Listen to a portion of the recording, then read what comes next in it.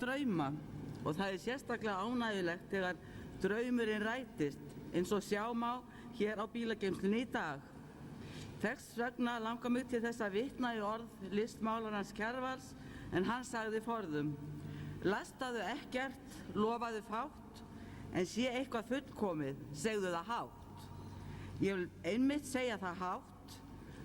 Þórir hann á ómældar þakkir skyldar fyrir að láta drauminn rætast. Draumurinn hefði aldrei orðið að veruleika án Þóris. Hitt veit ég líka að draumurinn hefði heldur ekki orðið að veruleika án dyggrar aðstoðar fjölmargra Hamraborgarbúa og Kópavogsbæjar. Leið og ég þakka Þóri fyrir allt saman og ég óskoði okkur öllum til hamingju með aðfangann. Takk fyrir.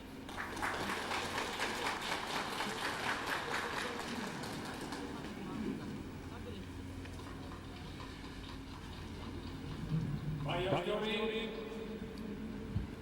formaður bæjarráðs, Hamrabúar og aðrir gestir. Í þjóðsögum Jóns Árnasonar er þess getið að Hamraborg ein, klettur mikill, líkur Hörgsvall standi fyrir botni Borgarfjarðar í Múlasýslu. Þess vegna er verið að lýsa Hamraborginni okkar. Í sögunni segir að borgin sé að giska 6 til 8 faðma á hæð. Hér er 24 faðma að ummáli.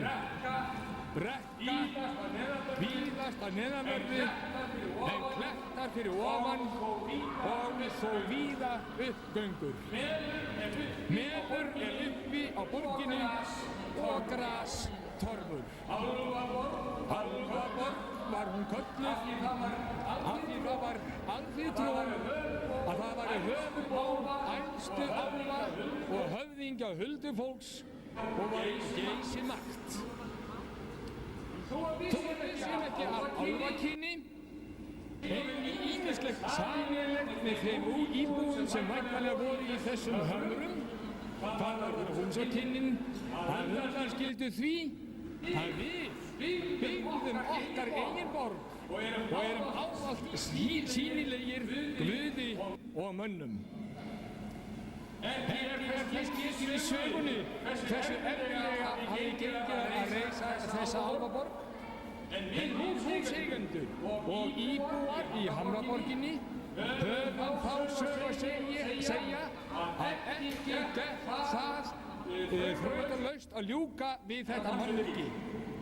En það tók þó samt. Þann 27.9.1972 voru undirritaðir samningar á milli byggingaraðila og bæjarstjórnar Kópavogsbæjar með byggingu þessa húss og bílastæði undir því og einnig var kveða á reglur nýtingu þeirra. 16. maí 1975 var stofnað félag húseigenda fyrsta áfangamíbur í Kópavogi sem var húsfélag með byggingaraðilum og þeim húseigendum höfðu fengið íbúðir sínar afhentar. Síðan var haldið margir árangurslausir húsfélagsfundir og lagðist þetta húsfélag niður, það er að segja starf þess lagðist niður 24.3.1987. Þann 27.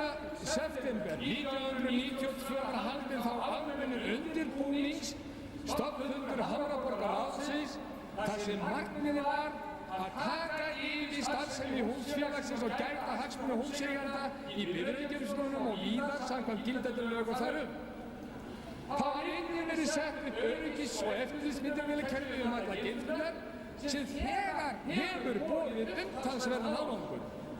Það hafa ýmist mál verið upplýst með aðstoð þessa kerfis. 11. október 1992 þá var framhaldsaðalfundur eða framhaldsstofnfundur Hamraborgarráðsins haldinn af húseigendum og reglur húsfélagsins samþykktar. Og þann 7. maí 1993 tóku samningur milli Hamraborgarráðsins og Kópavogsbæjar viðhaldsframkvæmdir í bílageymslunum og geislagarðinum sem hér uppi við. Ber Kópavogskaupstaður 55% hluta af kostnaðinum og húseigendur 45%. En það sá Kópavogskaupstaður allar framkvæmdir og eftirlit með þeim. Eiga starfsmenn Kópavogskaupstaðar því hrós og þakki skilið fyrir þeirra framstöðu í þessum framkvæmdum. Þó við vorum ekki í sama mætti og ávarnir að geta sætt eða sett einhverjum máttarvöldum stóli fyrir dyrnar ef og mislíkar eitthvað fram fyrir þennan eins og íbúi við Álfsveg og fleiri hafa þegar við vitnað, þá getum við þó byggt okkar mennska mætti sem samstaðan og náð þannig fram sanngjörnum sjónarmiðum okkar sem við teljum að hafi verið öllundir framdráttar bæði húseigendum og stjórnvöldum. Núna verður þetta mannvirki endanlega tekið í notkun fyrir almenning, svo almenningsgarður og geislagarður sem inni í byggingunum miðri eins og segir í sögunni og verður þessum áfanga fagnað þá sérstaklega af Hamraborgarbúum þar sem þeir hafa búið við óviðunandi aðstæður á þessu svæði undanfarin 18 ár. Var bílageymslunni hér áður fyrr líkt með Harlem, hið þekktara hverfi í New York þar sem innbrot og skemmdir voru tíðar. En nú þetta liðin tíð. Framkvæmdir hafa staðið yfir síðastliðin 3 ár og nemur heildarfjárhæð framkvæmdanna það 115 milljónir króna. Ég vil sérstaklega fyrir hönd allra húseigenda taka bæjarstjórn Kópavogskaupstaðar allri fyrir þennan mikla áfanga sem hér verður tekin í notkun í dag. Það má ekki skilja mín orð svo að fyrir það erfiðleikum sem við höfum staðið í að það sé öllum að þakka. Það er ástæða að óska öllum Kópavogsbúum til hamingju með þennan nýja miðbæ og vona að þeir megi lengi og vel njóta. Við viljum því biðja Sigurð Geirhardar bæjarstjóra að gera svo vel og koma hérna fram og taka svo þessa geymslu hérna í notkun með formlegum hætti. Takk fyrir.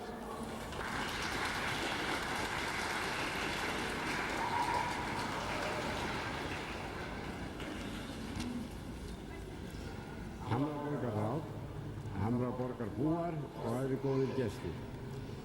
Ég hefja mál mitt á því að óska ykkur til hamingju með daginn og þann langþráða áfanga sem við erum að ná í dag.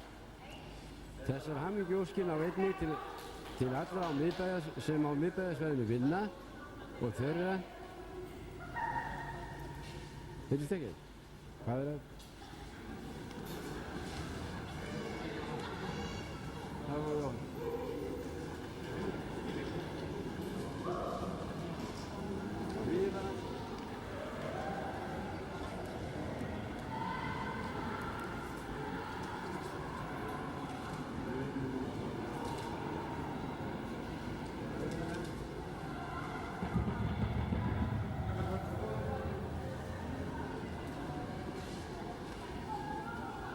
Hamraborgarráð, Hamraborgarbúar og aðrir góðir gestir.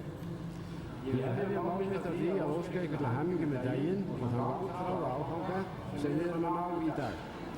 Þessar hamingjuóskir ná einnig til allra sem á miðbæjarsvæðinu vinna og þeirra sem hér reka fyrirtæki en ekki síður til allra bæjarbúa sem njóta munu góðs af á einn eða annan hátt.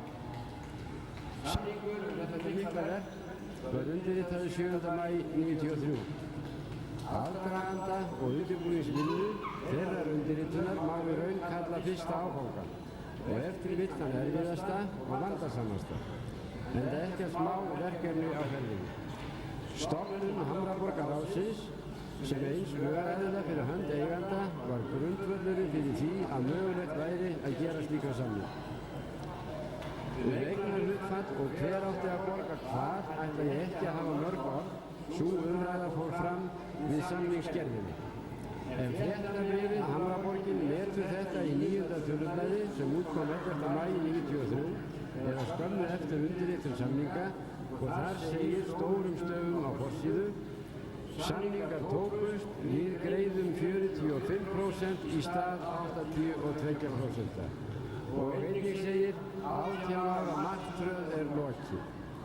Þið getið því þakka samningamönnum ykkar fyrir mikla og vandaða vinnu og frábæran árangur. Ég tel ekki að halla á neitt þó ég nefni sérstaklega Þóri Steingrímsson í því sambandi.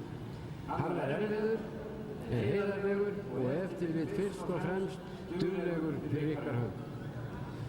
Af hálfu Kópavogsbæjar eru það að sjálfsögðu bæjarfulltrúarnir sem ákvarðanir taka í málum sem þessum og þar ríkti hinn ágætasta samstaða þetta mál og fyrir það vil ég þakka. Það kom svo í hlut Þórarins Hjartarsonar sem framkvæmdastjóra tæknideildar bæjarins að annast aðalvinnuna í sambandi við sjálfa samningsgerðina og hafa yfirumsjón ásamt starfsmönnum sínum við verkinu af hálfu samningsaðila.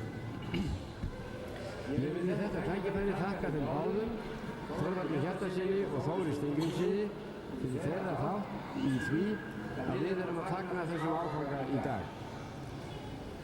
Hér er sannarlega miklu verk í lokið og merkum áfanga náð. Og án þess að ég ætli að fara að lýsa því að nokkru marki vil ég aðeins nefna að kostnaður við þetta verk er nú 115 milljónir króna, þar að fara 78 milljónir í bílastæðin en 37 í geislagarðinum. Af þessum 115 milljónum greiðir Kópavogsbær 80 milljónir en aðilar af Hamraborgarráðinu 35 milljónir. Geislagarðurinn var endurskipulagður og hannaður að nýju á bæjarskipulagi Kópavogs af Aðalheiði Kristjánsdóttur landsverksarkitekt. Verkið vann Þakvari hf. Ásamt undirverktökum sínum, garðyrkjumeisturunum Birni og Guðna s.f. Verkið hefur tekið hálft ár og þykir vel heppnað. En eftir vill verðum við að bíða eftir sól og sumri til að sjá það við þær aðstæður þar sem það nýtur sín best. Á bílagiflunum sjálfum hafa farið fram gagngerar endurbætur þar við að ræða 270 bílastæði fyrir 212 íbúðir og fjölmörg þjónustufyrirtæki á svæðinu og viðskiptavini þeirra. Verkfræði þátt verksins annaðist Línuhönnun hf. Það er mat á ástandi bílagiflunar, tillögur þær, úrbætur sem æskilegar væru og hafði síðan eftirlit með verkinu. Fyrirtæki Heimir hf. Annaði síðan verklegu hliðina, steypti í gólf í alla geymsluna, viðgerð á veggjum og lofti, endurnýjun rafmagns og lýsingar og málningu og svo framvegis. Og svo framvegis segi ég að því að ég gleymi eflaust einhverju, en ég var að vona að þessi upptalning næði til þess að öllum væri ljóst að hér er ekkert hálfkák á ferðinni. Hér var farið af stað með því hugafæri að gera það sem gera þyrfti og gera það vel. Ég vil færa öllum þeim sem að þessari framkvæmd stóðu bestu þakkir fyrir velunni störf og fyrir gott samstarf. Við skulum hverfa nokkur ár aftur í tímann og minnast þess hvernig þá var hér umhorfs. Svo skulum við láta það að baki í eitt skipti fyrir öll, en líta í kringum okkur og vita hvort ég get ekki orðið sammála mér þegar ég segi, hér finnst mér bara virkilega jólalegt. Ágætu Hamraborgarbúar, til hamingju með daginn.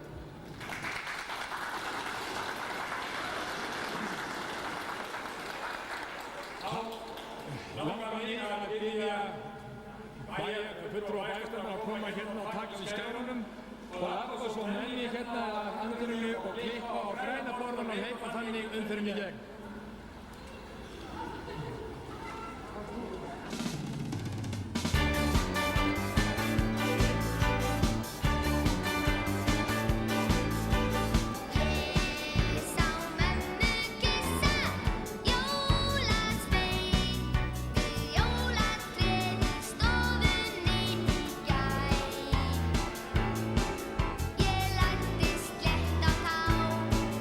Til að líta gjafir